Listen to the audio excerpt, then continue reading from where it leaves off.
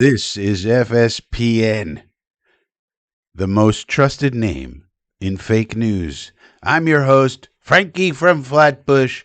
It is high, it is far, it is December the 17th, 2025. It is Wednesday. And so we got a media press conference with Aaron Glenn as we start our Frankie from Flatbush show, where we do have a docket. There it is, Media Watch / AG Wednesday presser. Now, the key points coming out of this presser. Of course, Brady Cook will be starting on Sunday. Now, the good news about all this, in addition to the normal analysis that you'd get on every other channel about, take a look at him, it doesn't hurt, let's see, maybe he could become a QB2. We know all that. But what this will actually mean for the Frankie Inner Circle members, we're going to be able to do a nice comp of the three different quarterbacks. If you think about it, we basically had three different quarterbacks, same system, same circumstances for the most part. We're going to see who does the best, and we're going to do this in two different ways. One, we're going to use the OPPP, which is similar to EPA, but it's my own proprietary system. And but it's similar to EPA. But the other thing is the quarterback system that I use, again, proprietary, and that's going to tell, and that way we could see if there's any difference between these quarterbacks. So, for example, if Brady Cook grades out significantly better than Fields and Tyrod, that would be very encouraging because he's running the same system they were, with mostly the same circumstances around him, the coaching, the receivers, the this, that, and he's a UDFA rookie. So let's see how he does, but that'll be a video for Inner Circle members. Join the Inner Circle by clicking the button down below. We got different pricing levels, whatever fits your budget. Just hit the join button and join, and you'll be in the know. Now, AG also said that there will be, of course, no new system run by Chris Harris, but we did find the new DC of the Jets for these last three games here after the Wilkes firing, but we did learn some little tidbits of information that confirm my theory about perhaps Aaron Glenn had this planned all along. What did he tell us? Well, he told us that Harris was interviewed by the Jets and other teams to be the DC. And if you remember, go into your mind way back, all the way back there. You got to remember that there was always this idea, well, Steve Wilkes is on the radar. Wilkes is probably Wilkes. But then there would be like delays. And it was like, well, okay, if it's Wilkes, why isn't he getting hired? And so I think there was some internal back and forth trying to figure out, should we do Wilkes? Should we bring in a Harris? What should we do here? And I think ultimately he landed on, well, let's bring in Wilkes. Harris is in the wings. And I think what happened is Steve Wilkes convinced Glenn to run the Wilkes system or some combo, and it turned out to be disastrous. Glenn probably thought, damn it, I should have just hired Harris, had him run my Detroit system, have him run it. I will, I don't have to call plays. I'd just show Harris how to do it. It's not complicated. And that's probably what should have happened ultimately. But unfortunately, that was a mistake. And like I've said all along with Aaron Glenn, listen, he's not getting fired. No matter how much Mike Florio wants to jump up and down and say, one and done, one and done, one and done. It's like these people have like ejaculations. One and done. No. Like they just want chaos because they know it means ratings and money. One of the bigger shitheads in media, Mike Florio, he's a mobbed up guy, in case you didn't know, through his father. But anyway, that's not important. What's important is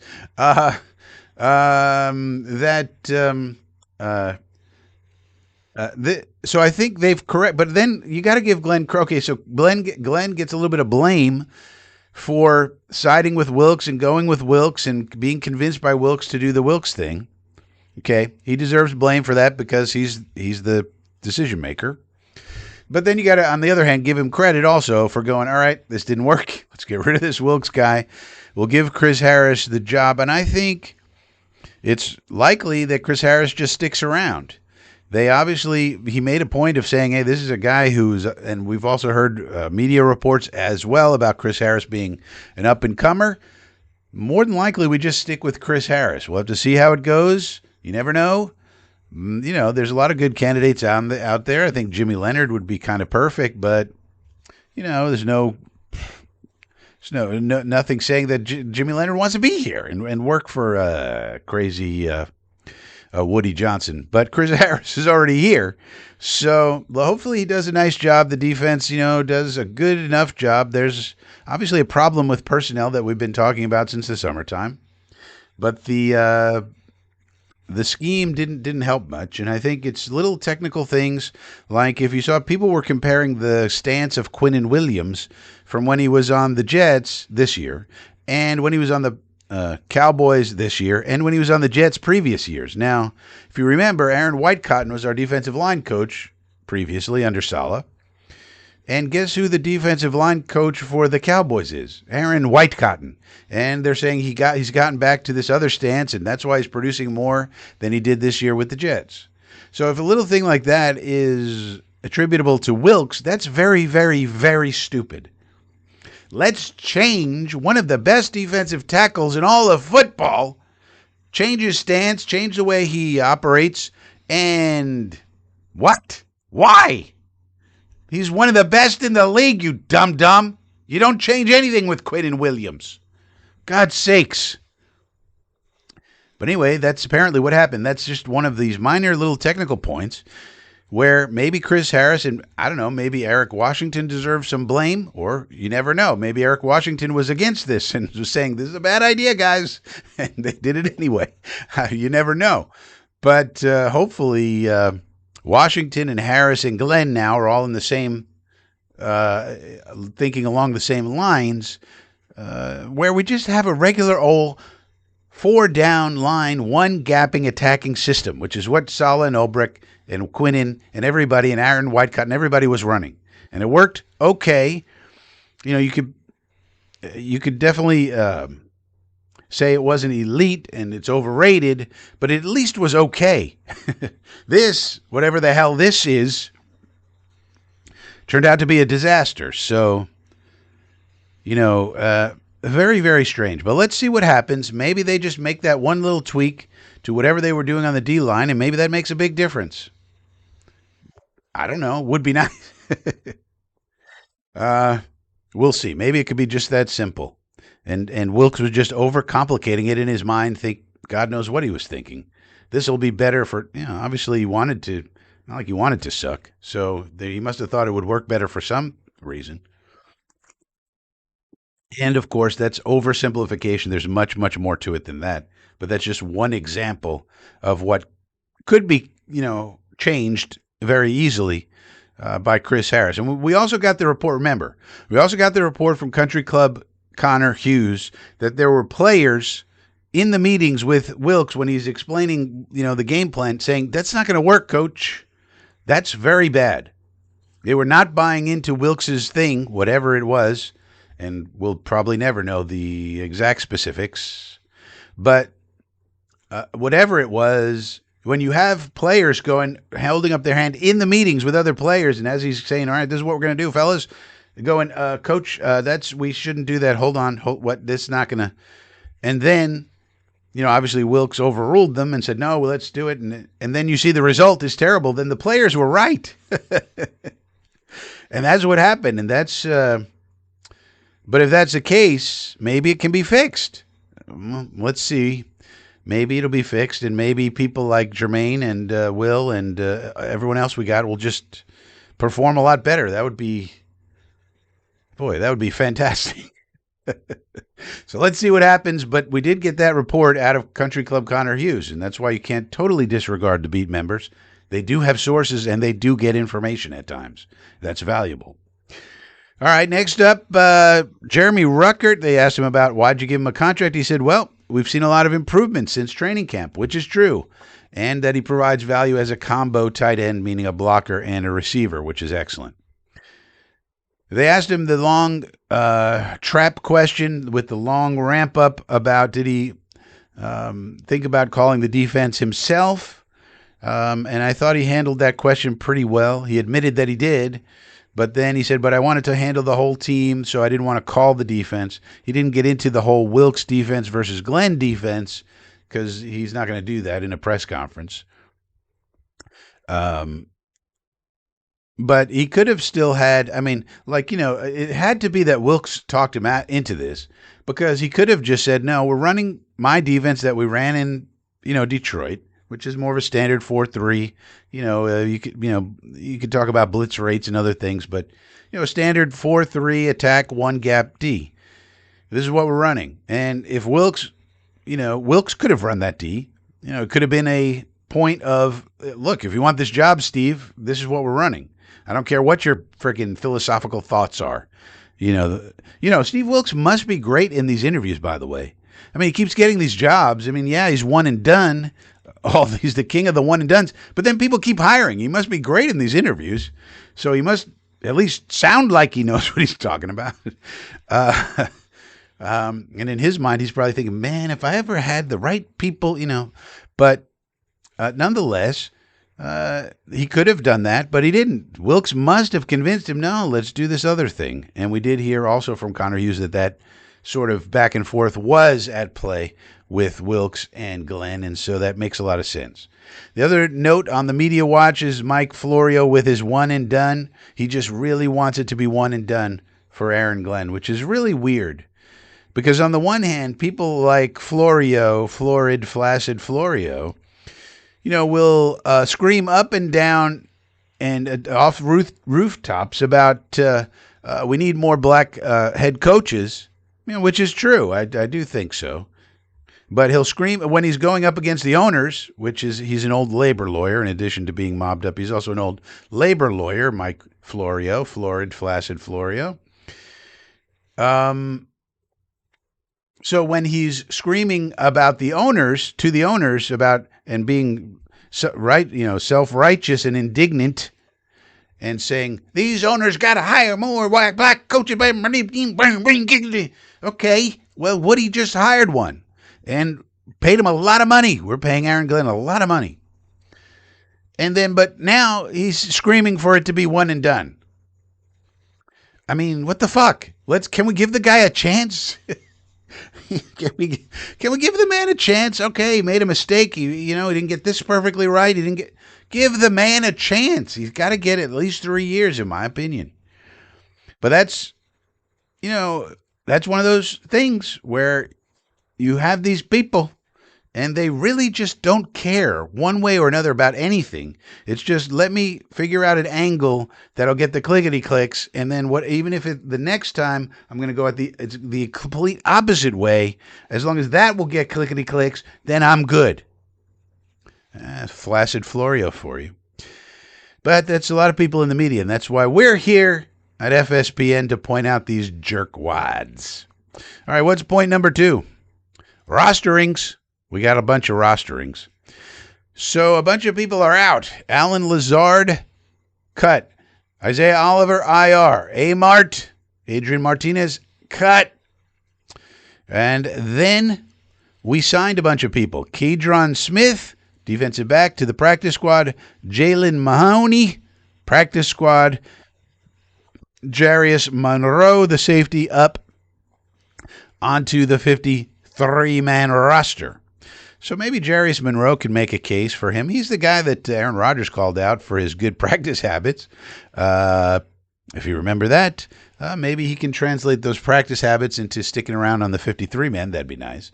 We also got 2 extensions, which we've been talking about on this channel. If you were here for Coffee with Frankie on Sunday morning, every Sunday morning, 10 a.m. If it's Sunday morning at 10 a.m., it's Coffee with Frankie, where we go live and we have a live stream and we talk about this roster a lot of the time. And a lot of people are asking, who should we sign? And some of the people I said were Josh Myers and Jeremy Ruckert, and there's a whole bunch more. But we're getting those done at value deal prices, which is great. We need to have more of this. Kene Nwangu, Xavier Newman, Max Mitchell. There's a whole bunch of these guys that we can get at value bargain prices. We need them to fill out the roster. Why? So that we can make very targeted, very strategic acquisitions in free agency of a few key players that we want that we're probably going to have to overspend to get, such as Alex Anzalone of the Lions and a guy like Malcolm Rodriguez that AG calls Rodrigo. He's been injured this year, but I think those are two guys that we could really target in the in free agency as examples. Then we're probably going to have to overpay them. So you got to pay some of the backups and role players their value deals, so that way you can spend your money on the really key players that you need to get in here. And I think the Alex Anzalone acquisition is also more about Sherwood going to becoming a will linebacker. I don't think he can handle the middle linebacker. I don't think he can handle the green dot. We need someone else. Just take that off of him. Let Sherwood, run free and tackle and do the things he's good at. I don't think he's proven he can take the C.J. Mosley role. And that's something people also forget about when they talk about this defense. C.J. Mosley was a huge part of the defense that nobody talks about, and it was mostly up here, the old brain. And when we thought Sherwood could do it, proven not, but he does have a skill set that can be useful. I just don't think he can be the brains of the operation. It's not his fault. He comes from a safety background. Let him be more of a free roaming will type linebacker.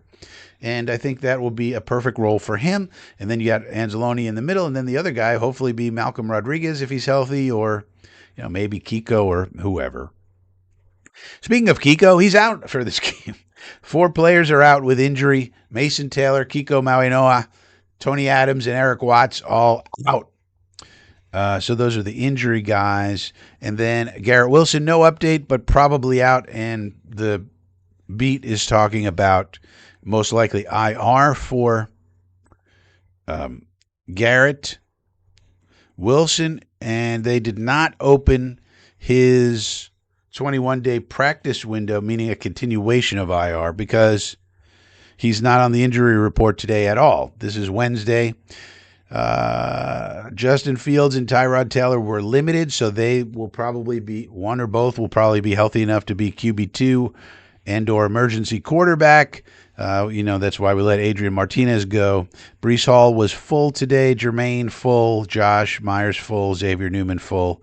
Joe Tippmann full. Jay Tufele full, but they all appeared on the practice report. If you're full and you're on the practice report, that means the trainers just came and gave you a massage or something. If the trainers touch you, you got to go on to the report here, even if you fully practice. So that's pretty good. Alvin Kamara did not practice. He's been out for them. And Devin Neal, their other running back, did not practice today. Hamstring, so we'll have to see about them. Other people who are DNP, Asim Richards, Cesar Ruiz, their guard. Devon Vele was a DNP. He's a wide receiver they salvaged from the Broncos. He'd been playing okay for them. Justin Reed, the safety, limited. Old Nathan Shepard's on this team. Remember him? He was limited today. And then Tyler Shuck, their promising young quarterback, Shuck-a-luck, has a hip, but he was full today. And Shuck has been playing well, and Shuck is, in my opinion, their franchise quarterback. I don't think they're going to get anybody else in the draft. They need to rebuild their team with other talent. So that's it as far as rosterings. Well, what's the third topic of today's show? NFL Roundup, late breaking news. The other big NFL news of the day is that Tua is out in Miami. He's been demoted to third string, and interestingly, Zach Wilson was not promoted to second string. They're going with Quinn Ewers as the starter, and Zach Wilson will be quarterback 2, and Tua will be quarterback 3. Quinn Ewers was a 7th-round pick. He was a highly, highly regarded prospect who had about one awesome game his whole college career, and then after that was very disappointing. And the issue they said with him was he was injured. He had an oblique injury. That's why he couldn't live up to his potential at Texas. We'll have to see about that. That's what they say about anybody who is like that. Now they're saying the same thing about Garrett Nussmeier. Now they're starting to say something about Ty Simpson. And speaking of these college quarterbacks, we are going to go live on Friday night. Join us Friday night live as we watch the Alabama-Oklahoma game. We'll do our quarterback charting. You can ask questions about how that works. The old Frankie quarterback charting system seems to be working pretty good. Some of you who have joined me in the past, You help me develop it. And we can develop this, we can chart these passes together. The Dolphins also released Matthew Judon, so he'll be on the waiver wires. We haven't heard about Lazard being claimed by anybody yet or signing anywhere. Old Man Rivers is going to start again. And let's see if there's any other late-breaking news around the NFL. I mean, I think the Tua thing is going to be... Now, Breer has a new column. The Tua thing is going to be fascinating in the offseason. He has a huge cap hit. However, they could also do the... everybody's going to say they could do the Russell Wilson Denver Broncos plan anytime something like this comes up, which they could. Let's see what Breer has to say about the Jets, though. New York Jets. Somebody was asking about Aaron Glenn.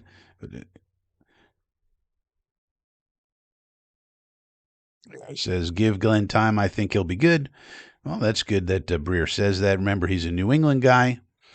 So he basically says what I say, give him time. Joe Burrow being reflective and thoughtful. One thing about that was discussed on the Rich Cimini podcast, the latest one. Burrow to the Jets, no go.